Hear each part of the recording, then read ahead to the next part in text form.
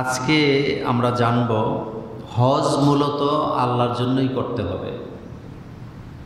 কোনো ব্যক্তি যদি হজ করে মানুষকে দেখাবার জন্য, হজ করে তাকে মানুষে হাজি মনে করবে, সে মক্কায় গেছে, এটা যদি তার অহংকার হয় তাহলে তার হজ আল্লাহর দরবারে কবুল হবে না।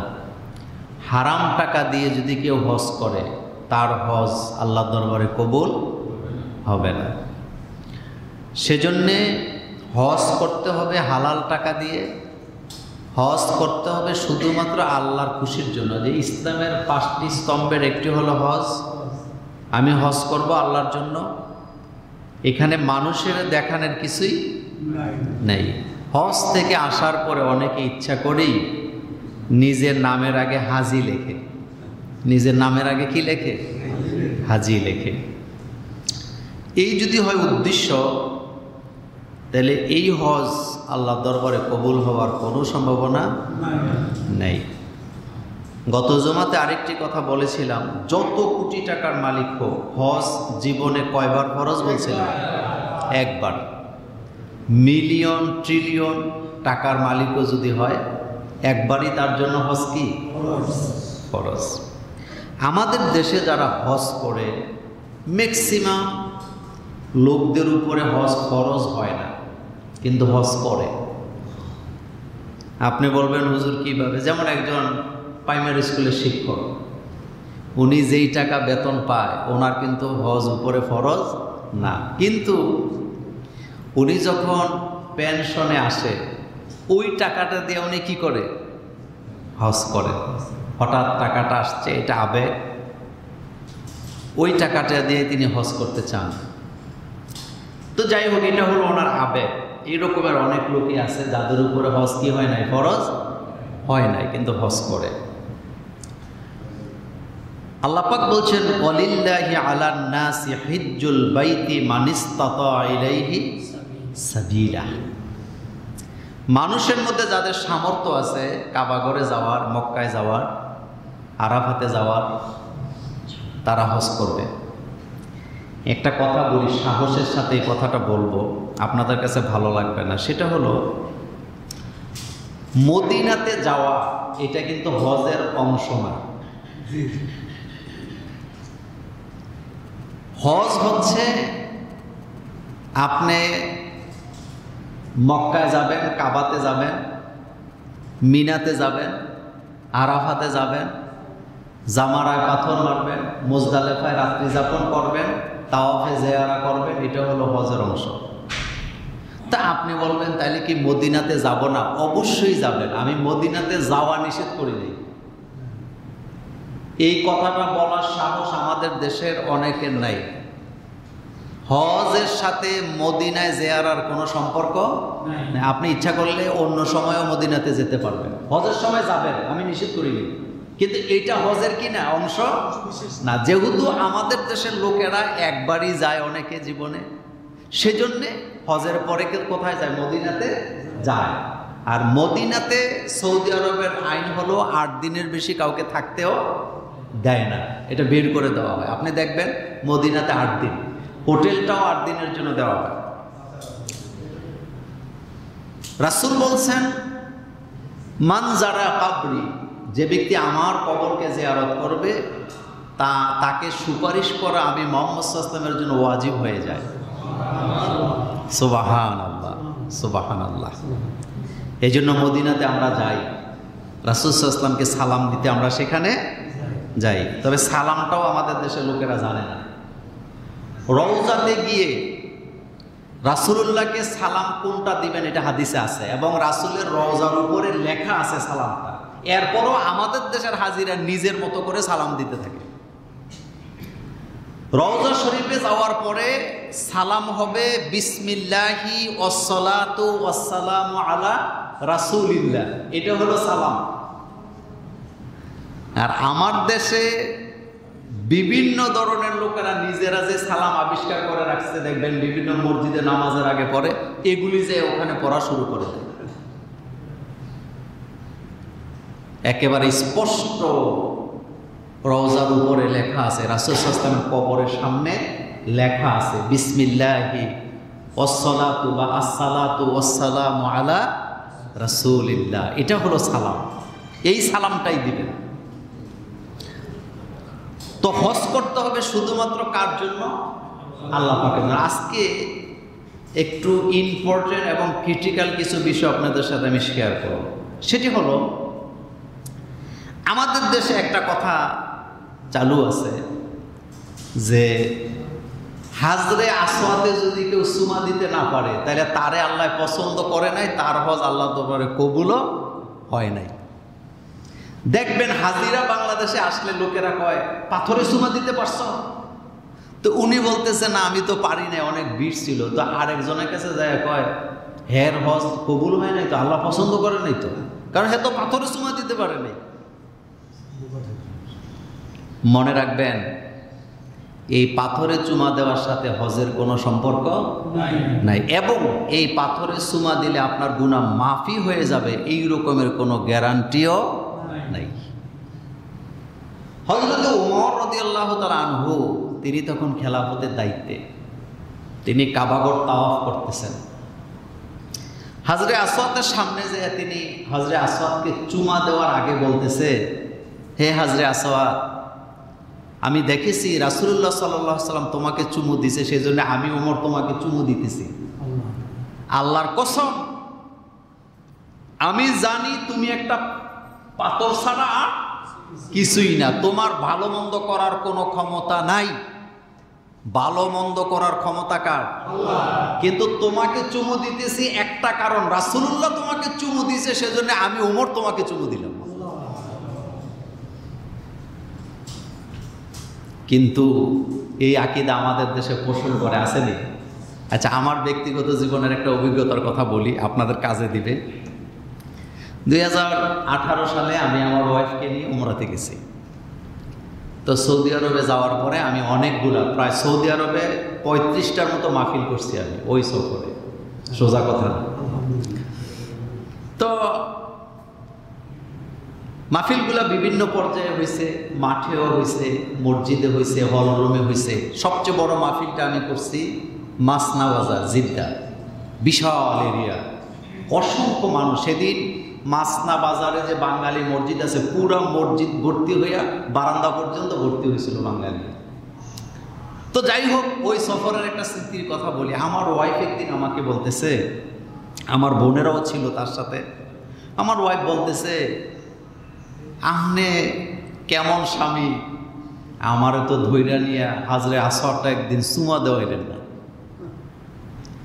তা আমি হাসি দিয়ে বললাম যে দেখো, আমি নিজেও এটা চুমা দেওয়ার চেষ্টা করি না, আর আমার এমন ক্ষমতাও নাই যে তোমারে নিয়ে আমি এটাতে চুমা দেয়া নিয়ে আসবো, আমি পারবো না। তুমি যদি পারো যাও, আমার কোনো আপত্তিও নাই, কারণ আমি জীবনে একবারই এটাতে চুমা দিছি, তাও আমি জানি কত ব্যথা আমি পাইছি। সুতরাং এই যুদ্ধ করে পাথরে চুমা দেওয়ার চেষ্টা আমি ভবিষ্যতে আর করার কোনো সম্ভাবনা নাই, তুমি পারলে যাও। সে আমার সাথে এই বিষয়টা নিয়ে মনোমালিন্য হয়েছে, স্বামী স্ত্রী যেটা হয় অভিমান। তার বক্তব্য হলো, আমি কেন তারে ধরে নিয়ে চুমা দেওয়াই? আমি বলছি আমার দ্বারা কিনা, আমি নিজেই তো চুমা দেই না, তো তোমারে দেওয়া কেমনে? আমার বোনেরা আর সে পরামর্শ করছে তারা রাতের বেলা চুমা দিতে যাবে। রাতের 2:30 বাজে তারা একদল গেছে, মহিলা। নেত্রী হইল এই দলে আমার ওয়াইফ। চুমা দিতে গিয়ে মানুষের চাপ খাইয়া বেহুশ হয়েছে। আমি কিন্তু জানি না ঘটনা, তারে পানি ঢাইলে ওখানে মাতাবে হুশ টুস আনাইয়া, মানে যেই কয়জন একসাথে গেছে চাপের সাথে কে কোন দিকে গেছে কোনো খবর নাই। আমার ওয়াইফ আমাকে বলতেছে, চোখ খুলে দেখছি আমাকে পানি দিতেছে মাথার মধ্যে, আজকে তো মরে গেছিলাম। আমি তো আর জানি না ঘটনা, আমি আমার মতো। পরে সে আমারে সকাল ফজরের পরে আসছে, আইসা তার মন ভালো না, আমাকে তাদের রুমে ডাইকা নিছে, নিয়ে আমার হাত ধরে কাঁদতেছে। তা আমি তো স্বাভাবিক, আমার স্ত্রী কাঁদবে কেন, কান্দার তো কোনো কারণ নাই। আমি বললাম তুমি কাঁদতেছো কেন? আজকে তো মরে গেছিলাম। মরে গেছিলাম মানে? আমরা রাতের বেলা হজরে আসওয়াদে চুমু খাইতে গেছিলাম, এই ঘটনা ঘটছে, আমি পরে চোখ খুলে দেখছি আমারে কয়েকজনে মাথার মধ্যে পানি দিতেছে। তা আমি তারে কিছুই বলি না, আমি শুধু এতটুকু বলছি, এই জন্যই আমি রাজি হইনি। এ কথাটা খুবই গুরুত্বপূর্ণ। বাংলাদেশ থেকে যারা হজ করতে যায়, তারা যায় কিন্তু আরজালিল উমর, শেষ বয়সে, আবার যায় পাথরের মধ্যে কি দিতে চায়, অথচ ওখানে কত বড় বড় শক্তিশালী মানুষেরা ফেল না। তা আপনি এটা চুমো দেওয়ার চেষ্টা করবেন কেন? আপনি যদি তাওয়াফ করতে করতে সুযোগ পেয়ে যান তাহলে চুমো দিবেন, কিন্তু এই চুমো দেওয়ার সাথে জান্নাতে যাওয়ার কোনো সম্পর্ক। যদি এরকমের গ্যারান্টি থাকতো তাহলে পৃথিবীর বড় বড় সৈন্য শাসকেরা যখন সৌদি আরবে মেহমান হিসাবে হজ করতে যায়, তাদেরকে ধৈর্য নিয়ে পুলিশেরা চুমা দেওয়ায় না? তো হেতে কি সেলসালাইয়া জান্নাতে চলে যাবে নাকি? এত সোজা? এই কথাটাই আপনাদের আত্মীয় স্বজন যারা হজে যাচ্ছে তাদেরকে বলবেন যে এই পাথরের চুমা দেওয়ার সাথে হজের কোনো সম্পর্ক। ওমর রাদিয়াল্লাহু আনহু বলেছেন, তুমি একটা পাথর, তোমার ভালো মন্দ করার ক্ষমতা নাই। আপনি যদি মনে করেন এই পাথরের কারণে আপনি জান্নাতে যেতে পারবেন, পাথর আপনার ভাগ্যের পরিবর্তন করতে পারবে, আপনি মুশরিক হয়ে গেছেন, আপনার ঈমান চলে যাবে, কারণ পাথরের কোনো ক্ষমতা নাই। এটা বুঝাবার জন্য পৃথিবীতে নবী রাসূলের আগমন করছে। আমাদের ভালো মন্দ সবটা কার হাতে? আল্লাহ পাকের হাতে। এখন আসেন, কার হজ কবুল হবে? খুবই গুরুত্বপূর্ণ কথা। হযরতে আবু হুরায়রা রাদিয়াল্লাহু তাআলা আনহু তিনি বলেন, সামিতুন নবিয়্য সাল্লাল্লাহু আলাইহি ওয়াসাল্লাম ইয়াকুল, আমি রাসূলুল্লাহ সাল্লাল্লাহু আলাইহি ওয়াসাল্লামকে বলতে শুনেছি, মান হাজ্জা লিল্লাহ, যে ব্যক্তি আল্লাহর জন্য হজ করছে, ফালাম ইয়ারফুজ ওয়ালাম ইয়াফসুক রাজাকা ইয়াউমি ওয়ালাদাতহু উম্মুহু, যে ব্যক্তি হজ করলো যার কথার ভিতরে অশ্লীলতা নাই, গীবত নাই, অহংকার নাই, সে ব্যক্তি কিয়ামতের ময়দানে দাঁড়াবে মাসুম বাচ্চার মতো। অর্থাৎ তার হজের পরের অবস্থাটা হলো, মায়ের পেট থেকে বাচ্চা প্রসব হওয়ার পরে যেমন বেগুনা থাকে, যে ব্যক্তি হজ করলো যার হজের মধ্যে কি নাই, অশ্লীলতা নাই, গুনাহ নাই, অহংকার নাই, আল্লাহকে তাকে নিষ্পাপ করে এরপরে তার হজকে কবুল করে তাকে আল্লাহ নিষ্পাপ বানায় দিবে। কিন্তু হজে গেলে বুঝবেন নিষ্পাপ আসেনি। হজে যায় ঝগড়া লাগে, গালাগালি করে, যারা নেয় তাদের সাথে মারামারিও লাগে, গালাগালি, মুখ এত খারাপ। প্রথম যাইয়াই ওনার হোটেল পছন্দ না। কি পছন্দ না? একবার গালাগালি করে, যারা নিচে তাদেরকে মোয়াল্লেম, তাদেরকে গালাগালি করে। এরপরে মিনাতে গেলে খাবারের কষ্ট, মিনাতে তো আর কারো কোনো খানা নাই, যেভাবে যার লাইসেন্স যেই হজ নাম্বার আছে, ভিসাতে যেই নাম্বার লেখা ওখানেই তো যেতে হবে। ওনার এটা পছন্দ হয়েছে না, আবার গালাগালি করে। আরাফাতে যায় গালাগালি করে, আপনার হজ হবে না। নাম্বার 2, কিছু কিছু লোক আছে টাকা পয়সার অভাব নাই, হজে গেছে, তো ওখানে যে অহংকার করে, আমার এই আছে, সে আছে, 4টা দোকান আছে, 5টা বাড়ি আছে, আমরা কি ফকিন্নির পুতনি? আমাদেরকে টাকা পয়সার অভাব আছে। 4 নাম্বার কিছু লোক আছে ওই দেশে যাইয়া আমি তো এলাকার বিচার আচার করি, সর্দারি করি। 5 নাম্বার কিছু লোক আছে গেছে হজ করতে, সারা দিন মোবাইল একটা নিচে, নাতির সাথে, ছেলের সাথে, পুত্রবধূর সাথে, মেয়েদের সাথে, মেয়ের ঘরের নাতি নাতকুরের সাথে, ছেলের ঘরে নাতি নাতকুরের সাথে সারাদিন ভিডিও কলে লাগিয়া থাকে। তার হজ হয় নাই, ওর হজ আল্লাহর জন্য হয় নাই, কারণ সে দুনিয়ার মহব্বত ছাড়তে পারে না। এই মানুষগুলো আসেনি? লাভ নাই হজ করে।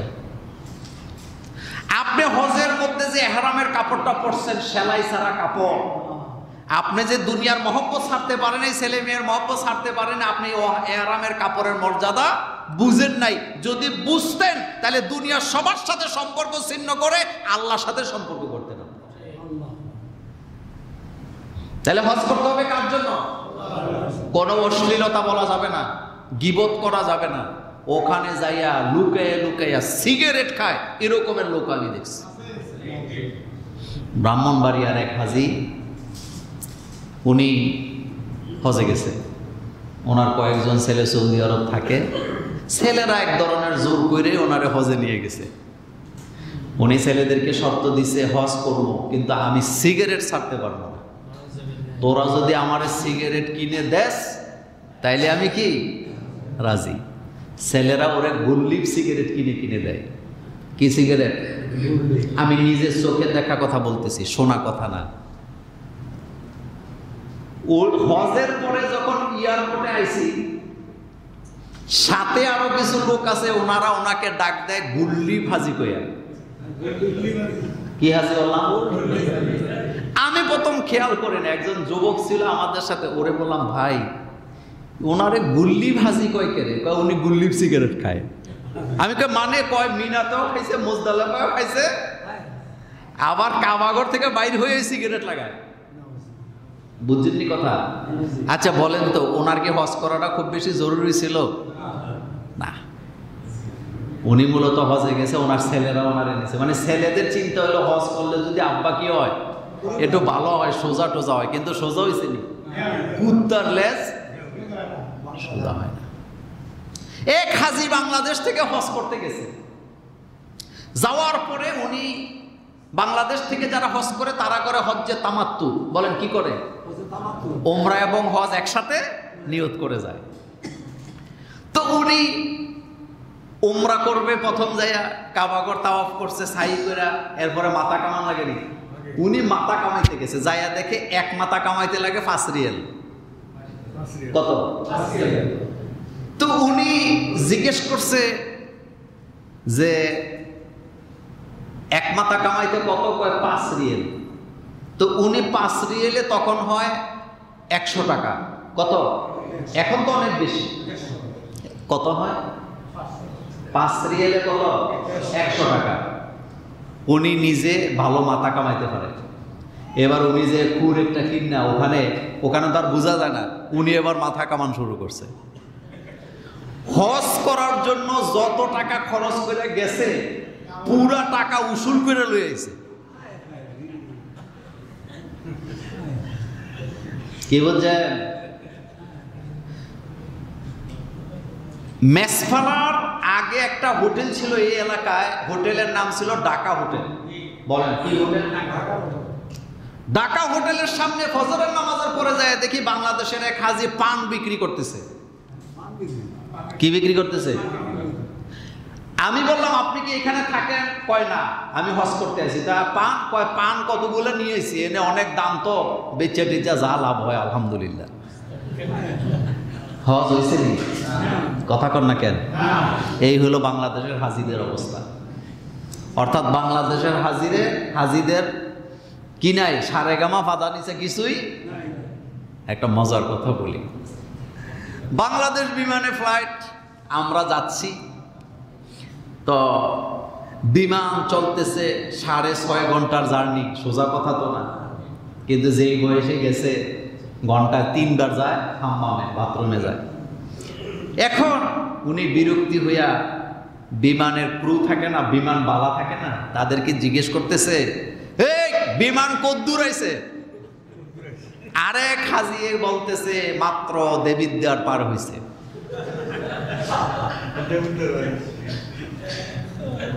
এবার বুঝছেন তো কোন বয়সে হজে যায়? এই হলো আমাদের দেশের হাজি। লজ্জার কথা। হযরত ওমর রাদিয়াল্লাহু তাআলা আনহু বলেছেন হজ করতে হবে এমন বয়সে যখন তার সামর্থ্য থাকে, শক্তিও থাকে। শরীরের মধ্যে শক্তি থাকা অবস্থায় হজ করতে হবে। আপনার শরীরে শক্তি নেই, আউট অফ কন্ট্রোল, আপনি হজ করবেন কেমনে? হজ কি এত সোজা জিনিস?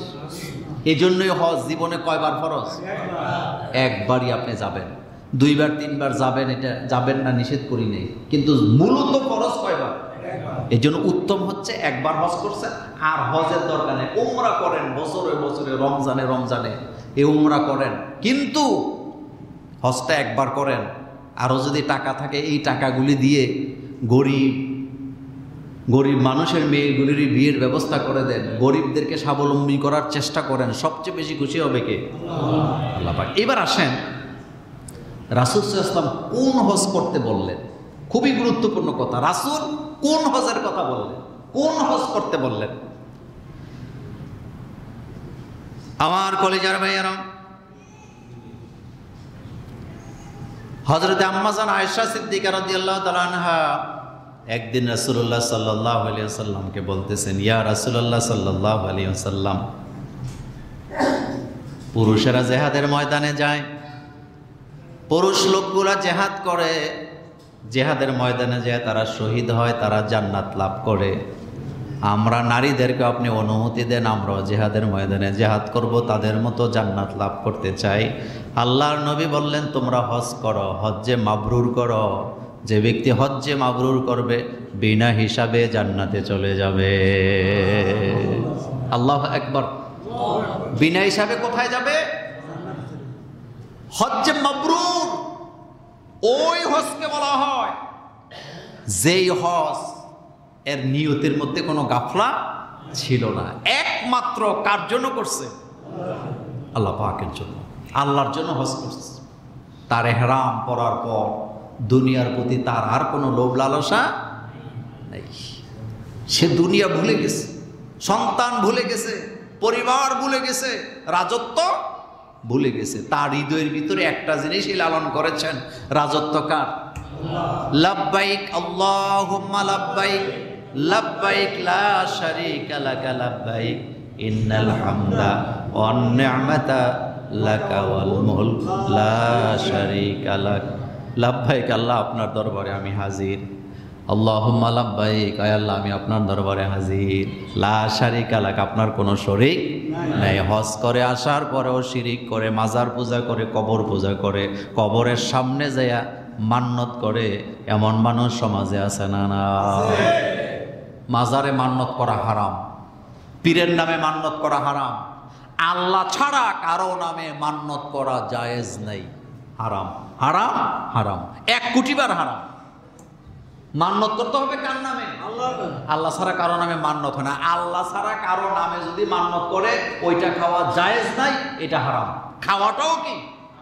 কোন গরু যদি মাজারের নামে মান্নত করে, কোন মহিষ যদি মান্নত করে মাজারের নামে, কোন ছাগল যদি মান্নত করে মাজারের নামে, এটা মুমিনের জন্য খাওয়া হারাম হয়ে যায়। গরু খাওয়া হালাল, কিন্তু মাজারের নামে, পীরের নামে মান্নত করলে হারাম। ছাগল খাওয়া হালাল, কিন্তু মাজারের নামে, পীরের নামে মান্নত করলে হারাম। বকরি খাওয়া হালাল, গরু খাওয়া, ওট খাওয়া, মহিষ খাওয়া হালাল, কিন্তু গায়রুল্লাহর নামে মান্নত করলে এটার সাথে সাথে হারাম হয়ে যায়। এটা মুমিনের জন্য খাওয়া জায়েজ নেই। তাহলে হজ্জে মাবরুর যারা করে, মান হাজ্জা, যে ব্যক্তি হজ করলো, ফালাম ইয়ারফুস, তার মধ্যে কোনো অশ্লীলতা নাই, গালাগালি নাই, মিথ্যা কথা নাই, ওয়ালাম ইয়াফসুক, অশ্লীলতা নাই, কিচ্ছু নাই, ফাসিকি নাই, গীবত নাই, পরনিন্দা নাই। আল্লাহ রাসূল বলেন সে যেন হজ্জে মাবরুর করলো, আল্লাহ তাকে মাসুম বানায় দিবে। সুবহানাল্লাহ, সুবহানাল্লাহ, সুবহানাল্লাহ, সুবহানাল্লাহ। এখন আসেন আরাফাতের ময়দানে যারা মুলতাজিমে দোয়া কবুল হয়। মুলতাজিম হচ্ছে কাবাগরের দরজা। বলেন কোন দরজা? কাবাগরের দরজায় দাঁড়ায় দোয়া করলে দোয়া কবুল হয়, অথবা দরজায় ধরে দোয়া করলে দোয়া কি হয়? কবুল হয়। মিনাতে দোয়া কবুল হয়। এরপরে হাতিমে কাবা, যেটা কাবার অংশ ছিল, ওই জায়গায় দোয়া কি হয়? কবুল হয়। দোয়া কবুল হয় মাকামে ইব্রাহিমে। বলেন কোথায়? মাকামে ইব্রাহিমে দোয়া করলে দোয়া কবুল হয়। দোয়া কবুল হয় সাফায়, দোয়া কবুল হয় মারোয়ায়। অর্থাৎ সাফা পাহাড়, মারোয়া পাহাড়ে দাঁড়ায় দাঁড়ায় কি করবেন? দোয়া করবেন। এখন তো আর পাহাড় নাই, এটারে গ্লাস দিয়ে রাখছে, আপনি ওই জায়গায় দাঁড়ায় দোয়া করবেন। তবে সাফা মারোয়া যেখানেই আপনি দাঁড়ান, আপনার নজরে কি আসে? কাবাগর আসে। এই জন্য ওখানে দাঁড়ায় দোয়া করবেন। আল্লাহ যেন আমাদেরকে কবুল করেন, আমরা বলি আমিন। সর্বশেষ আজকে আরেকটি গুরুত্বপূর্ণ কথা বলি, সেটি হচ্ছে আমাদের বাংলাদেশের গভর্নমেন্ট একটা কমিশন করছে, নারী কি কমিশন? নারী সংস্কার কমিশন। তো নারী সংস্কার কমিশন নিয়ে গত জুমায় আমি আপনাদেরকে কথা বলেছি। আজকে আমি আরেকটা কথা বলি। প্রথম কথা হলো, এই নারী সংস্কার কমিশন মূলত ইসলাম বিদ্বেষী একটি কমিশন। বাংলাদেশে ইসলামের উপরে, কোরআন হাদিসের উপরে ডক্টরেট করছেন এমন নারী বাংলাদেশে আসেনি? একজন না একাধিক। এই নারীবাদীদেরকে পড়াইতে পারবে 1 কোটি বার এমন হাজার হাজার আমাদের মা বোন আছে যারা কোরআনের উপরে ডক্টরেট করছে, হাদিসের উপরে ডক্টরেট করছে। এই মাপের নারী আমাদের বাংলাদেশে আছে।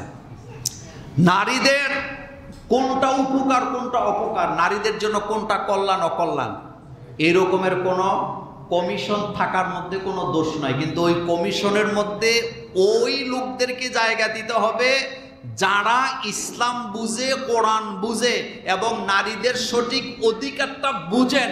কিন্তু নারী কমিশনের নামে, নারী সংস্কার কমিশনের নামে ইসলাম বিদ্বেষী কোনো সিদ্ধান্ত বাংলাদেশের 90% মুসলমানের দেশে মেনে নেওয়া হবে না। বাংলাদেশে একটা কথা আছে, সর্ব অঙ্গে ব্যথা ওষুধ দিলে সব জায়গায় বামপন্থীরা এখনো বসে আছে। আমি আপনাদেরকে একটা কথা বলি, এদেশের প্রত্যেকটা আন্দোলনে আলেম ওলামারা সামনের কাতারে ছিল, কিন্তু এটার ফল ভোগ করে বামপন্থীরা। কথা সত্য না মিথ্যা? কথা সত্য না মিথ্যা? কারণ বামপন্থীরা সবসময় সুযোগ সন্ধানী। তারা কি সন্ধানী? সুযোগ সন্ধানী। গত জুমাতে আপনাকে বলেছিলাম, একজন নারী তার পাওয়ার জায়গার শেষ নাই, কিন্তু তার কোনো খরচ নাই। নারীদের পাওয়ার জায়গার শেষ নাই, কিন্তু তার কি নাই? খরচ নাই। আর পুরুষেরা পায় কয় জায়গা থেকে? শুধু বাপের কাছ থেকে, কিন্তু খরচের জায়গার কোনো শেষ নেই। দেখেন, আমার বউ আমার কাছ থেকে পাইছে, তার ভাইয়ের কাছ থেকে পাবে, তার বাপের কাছ থেকে পাবে, তার মায়ের কাছ থেকে পাবে, পাবেনি? কিন্তু আমি পাইছি শুধু আমার বাপের কাছ থেকে। এরপরেও আমার বউয়ের যাবতীয় খরচ, চিকিৎসা, বস্ত্র, বাসস্থান, সব টাকা কথা কন না কেন? আমার। এটা কি নারীবাদীরা বুঝে? বুঝার ক্ষমতা নাই, বুঝার ক্ষমতা নাই। শুধু একটা পাইছে, হাজ্জুল উনসাইন বলা হয়েছে। এটা নিয়ে একেবারে কি নাই গো নাই, যে ভাইয়ের সমান কেন পাবে না। হ্যাঁ, পারিবারিকভাবে সিদ্ধান্ত নিয়ে যদি কেউ সিদ্ধান্ত নেয় যে আমি আমার বোনকে সমান সমান দেবো, আমাদের কোনো আপত্তি আছে? আপনাদের আপত্তি আছে? কিন্তু কোরআনের আইনের মধ্যে আপনি হাত দিবেন কেন? বাংলাদেশে যেটা নারীদেরকে কোরআন দিছে সেটাই তো অনেক পরিবারে দেয় না, দেয়নি? তা আপনি এসে আবার চাপাই দিতেছেন। আর এটার অঙ্ক কিন্তু গত জুমাতে বলছিলাম, অঙ্কের হিসাবটা মিলাই দিছিলাম তো। পুরুষের খরচের শেষটাই বোন বিয়ে দেয় ভাইয়ের টাকা দিয়া। কথা সত্য না? বোনের জামাই যে বছরে বছরে 2 বার ঈদে আসে, কার টাকা? ভাইয়ের টাকা না? তো ভাইয়ের কাছে একটু সম্পদ বেশি থাকার দরকার বোধহয় নাই। এই ইনসাফটা কে করছেন? আল্লাহ পাক করছে। এরপরে আরেকটা কথা বলছিলাম, এই নারী সংস্কার কমিশনের আরেকটা তাদের মূল থিম হইল, যারা মানে যৌন ব্যবসা করে তাদেরকে শ্রমিকের মর্যাদা দিতে হবে। শ্রমিক কথাটাই তারা বুঝে নেই। শ্রমিকের মর্যাদা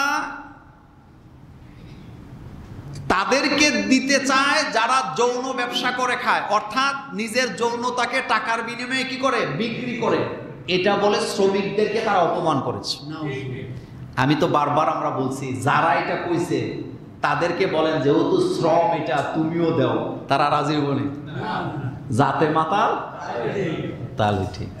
আপনি নারী কমিশনে যারা ছিল তাদেরকে যা বলেন যে বোন রে, তোমরাই তো বলছো যারা দেহ ব্যবসা করে তারা শ্রমের অধিকার পাবে, তো তুমিও দেহ ব্যবসা শুরু করো। আপনি বাংলাদেশে নারীবাদীদের ব্যাপারে পার্সোনালি খোঁজখবর নিয়ে দেখেন, একটাও স্বামীর বাধ্যগত না, একটাও বাপের আনুগত্য নাই। বাপের সাথে, ভাইয়ের সাথে, স্বামীর সাথে তাদের কোনো ভালো সম্পর্কই নাই। আপনি যাই দেখেন, বাংলাদেশের নারীবাদের নেত্রী কাজের মেয়ের উপরে অত্যাচার করার দায়ে জেল খাটছে, এমন ঘটনা বোধহয় আপনারা দেখেন নাই। আমি নিজে দেখছি, ভিডিও বের করে দেখাতে পারবো। আছে না এরকম? নিজের ঘরেই তো নারীর অধিকার নেই। যেই দেশে স্কুল থেকে ছেলে মেয়ে আসার পর মা বড় মাছের টুকরাটা ছেলেরে দেয়, ছোট মাছের টুকরাটা কারে দেয়? মেয়েরে দেয়। যেই দেশে এখনো কন্যা সন্তান হইলে দাদা দাদি নানা নানি চেহারা কালো করে, কথা কি সত্য? আপনার এই মসজিদে এক দুইজন নাই এরকম? ছেলে হইলে সবাইরে ফোন করে আমাদের লাঠি একটা বাড়ছে, মেয়ে হইলে মুখ কালা, মিষ্টিও খাওয়ায় না। বউ প্রেগনেন্ট, বউ প্রেগনেন্সি অবস্থায় কলিগদেরকে বলছে তোমার ভাবি তো প্রেগনেন্সি অবস্থায় আছে, তারে নিয়ে তো সে তো ফাস্ট ফুড খাইতে চাইছে, হোটেলে নিয়ে যাব। হোটেলে নিয়ে খাওয়াইছে, বন্ধু বান্ধব জানে তার বউয়ের বাচ্চা হবে, মাইকিং করছে, ফেসবুকে দিছে, কিন্তু বাচ্চা হওয়ার পরে আর খোঁজ খবর নাই। বন্ধু বান্ধব একদিন বলতেছে কিরে দোস্ত, তুই তো তোর বউরে কত কিছু খাওয়াইছ, বাচ্চা হইব শুনলাম, তো বাচ্চা হওয়ার টাইম চলে গেছে আরো 4-5 মাস, কোনো খোঁজ খবর তো নাই, ঘটনা কি? কারে দোস্ত বাদ দে, ভাবছিলাম হবে ছেলে, হইছে মেয়ে, এই জন্য আর মিষ্টি টিষ্টি খাওয়াই নাই। এরকমের নির্বোধ, এইরকমের মূর্খ আমাদের সমাজে আসেনি? এদিন আগে ঠিক করবে। আচ্ছা আপনারা বলেন তো, বাংলাদেশে কি যৌতুক বন্ধ হইছে? আসতে কইলেন যে যৌতুক বন্ধ হইছে? নারীদের অধিকার দিতে চাইলে 1 নম্বরে যৌতুক বন্ধ করেন,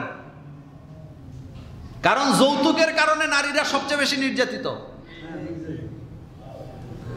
কিন্তু বন্ধ হয়েছে নি? যারা যৌতুকের আইন করবে তারা নিজেরাই যৌতুক খায়, যারা যৌতুকের বিরুদ্ধে আইন করবে তারা নিজেরা যৌতুকের মিডিয়া হয়। ইসলামে যৌতুক হালাল না হারাম? এমনকি ইসলাম তো মেয়ের বাড়িতে 1 টাকা খরচ হোক এটাও ইসলাম চায় নাই। এটা আপনারা নিজেরা সংস্কৃতি বানাইছেন। বিয়ের অনুষ্ঠানে বিয়ের যত খরচ, খাওয়া দাওয়া, এটা কি ছেলের পক্ষের না মেয়ের পক্ষের? তা আপনাদের দেশে আমাদের দেশে কোনটা হয় বলেন তো? শুধু তো হয় না, চাপ দেয় 600 লোক খাওয়াইতে হবে। কয়শো? এটা জায়েজ আছে নি? আল্লাহ আমাদেরকে হেদায়েত দান করুক, আর জোরে বলি আমিন। সুতরাং কোরআন বিরোধী কোনো আইন, কোনো মন্তব্য এদেশে মেনে নেওয়া হবে না। এক কথায় দেশটা মুসলমানের দেশ। দেশটা কিসের দেশ? আলেমদের দেশ, ওলিয়া উলিয়াদের দেশ, যারা এখানে ইসলামকে ভালোবাসে। আমার দেশে 90% মানুষের মধ্যে 90% মানুষের কোরআনের প্রতি, আল্লাহর প্রতি, রাসূলের প্রতি ভালোবাসা আছে, কিন্তু মানার বেলায় নাই। কিন্তু আবেগ আছে নি? আবেগ আছে, আবেগ আছে। আল্লাহ যেন আমাদের এই জাতিকে হেফাজত করেন, আমরা বলি আমিন।